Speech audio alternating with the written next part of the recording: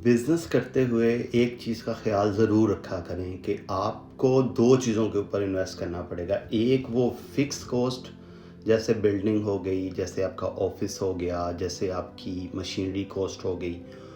Factory लगानी है आपने, वो एक कॉस्ट है। और दूसरी कॉस्ट वो है जो कि आपने इन्वेंटरी बाय करनी है। आप जब मार्केट में अपना माल मटेरियल लेके जाएंगे तो लोग आपको कहेंगे कि हमें 30 दिन का क्रेडिट दे दो, 60 डेज़ का क्रेडिट दे दो।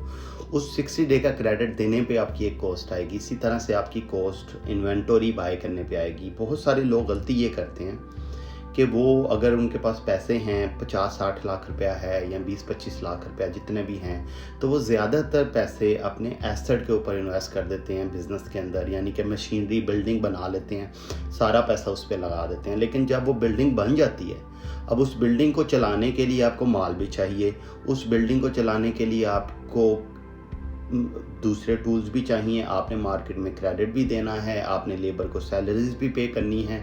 तो वो सारे खर्चे वो प्लान नहीं करते, वो बस सोचते हैं ठीक है अब ये बिल्डिंग बन गई है और अब हम इससे बिज़नेस कर लेंगे। बहुत सारे लोग मेरे पास आते हैं, सर हमने बिल्डिंग बना दी है, हमने फैक्ट्री बना दी है, हमने डेयरी फार्म का वो जो छत है वो बना दी है, सारा कुछ कर लिया है, लेकिन सर अब अभी माल बाय करने के पैसे नहीं हैं हमारे पास, सर अभी क्रेडिट देने के पैसे नहीं हैं। देखें, जब मैं बात करता हूँ कि पैसे जो है ना वो घुमाने से बिज़नेस बनता है, पैसों को घुमाना पड़ता है बिज़नेस में। पैसे आपके एसेट नहीं घूमते, असल के में आपका जो स्टॉक है वो घूमता है। आपने जो माल मार्केट में क्रेडिट दिया है वो घूमता है, उसे कहते हैं पैसे को घुमाना। कि जो आपकी वेरिएबल कॉस्ट है वो घूमती है डिफरेंट जगह पे, उससे आपके पैसे आते हैं। मिसाल के तौर पे अगर आपके पास 15 लाख रुपए हैं, आप इसको 15 करोड़ भी कह सकते हैं। ये 15 का 15 करोड़ अगर आपने सारे के सारा मशीनरी पे लगा दिया, 15 लाख सारे का सारा मशीनरी पे लगा दिया या 1.5 लाख सारे का सारा मशीनरी पे लगा दिया, आपके पास इन्वेंटरी के पैसे नहीं बचे। चाहे मशीनरी आपने बड़ी टॉप क्लास बना ली है, बिल्डिंग बड़ी टॉप क्लास बना ली है, लेकिन अगर आपके पास आपने प्रोडक्शन ही नहीं की उस प्रोडक्ट को जिसको आपने जाके मार्केट में सेल करना था, तो पैसे आने थे।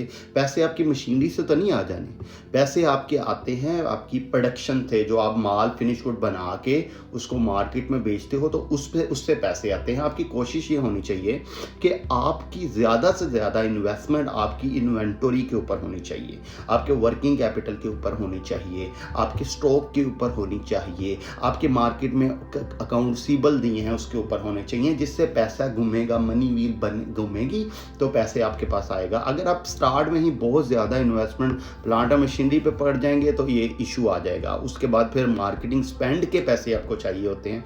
अब आप बाज़ दफ़ा ऐसी प्रोडक्ट को टच करते हो जो कि बड़ी यूज़र की प्रोडक्ट होती है, ऐसी प्रोडक्ट जिसके अंदर मार्केटिंग बहुत ज़्यादा रिक्वायर्ड होती है। प्रोडक्ट जो भी सिलेक्ट करें उसमें देखें कि क्या इसमें मार्केटिंग ज़्यादा रिक्वायर्ड है या मार्केटिंग कम रिक्वायर्ड है।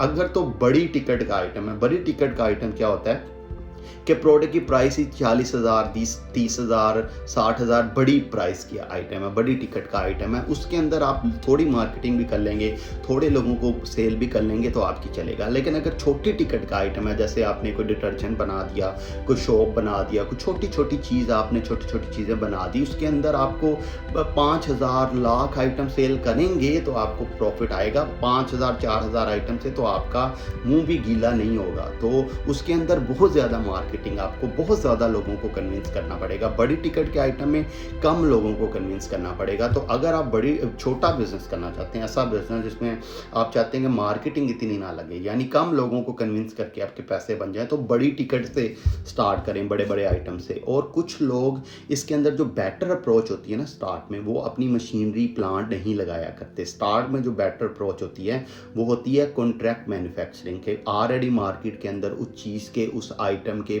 सप्लायर्स अवेलेबल होते हैं।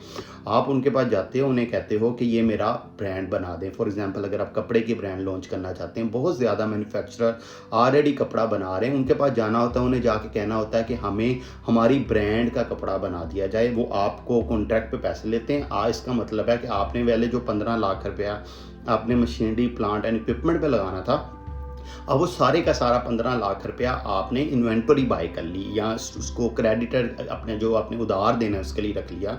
अब आपके जो पैसे जो प्रॉफिट आएगा वो 15 लाख पे आएगा।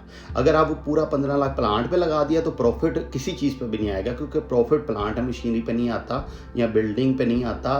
प्रॉफिट आता है असल में आपकी जो वेरिएबल कॉस्ट है, जो चीज़ आप मार्केट में जाके सेल करते हो उसके ऊपर प्रॉफिट आता है। तो स्टार्टिंग में कॉन्ट्रैक्ट मैन्युफैक्चरिंग कर लिया करें। बहुत सारे सप्लायर्स बहुत अच्छी क्वालिटी की चीज़ें पाकिस्तान के अंदर ही बना रहे हैं, कुछ चीज़ें नहीं मिलती इसे चाइना से इंपोर्ट करें। स्टार्ट में आप सिर्फ अपने ब्रांड रजिस्टर करवा के उसको आप कॉन्ट्रैक्ट मैन्युफैक्चरिंग के थ्रू आप सेल किया करो। जब वो ब्रांड बन जाए, मार्केट में यूज़र एक्सेप्टेंस आ जाए, चीज़ें आपकी बिकनी शुरू हो जाए, उसके बाद आप ये फिक्स कॉस्ट करो ताकि उस पर आपका प्रॉफिट ज़्यादा निकले। इसके अलावा एक और चीज़ का ख्याल आप ज़रूर रखा करें, वो ये कि जब आप कोई भी बिज़नेस शुरू करते हैं, किसी बिज़नेस में आपको डेफिनेटली मार्केटिंग आपकी की होती है कि कस्टमर्स को पता चले कि आपकी ये प्रोडक्ट है। आप आते हो ऊपर से, आपने फेसबुक पेज बना दिया, आपने कोई एडवर्टीजमेंट चला दी, तो आप पूरे हर किसी को मार्केटिंग कर रहे होते हो। हर किसी को जब वो मार्केटिंग करते हो तो आपका जो मार्केटिंग बजट है वो सारे का सारा ज़ाया हो जाता है।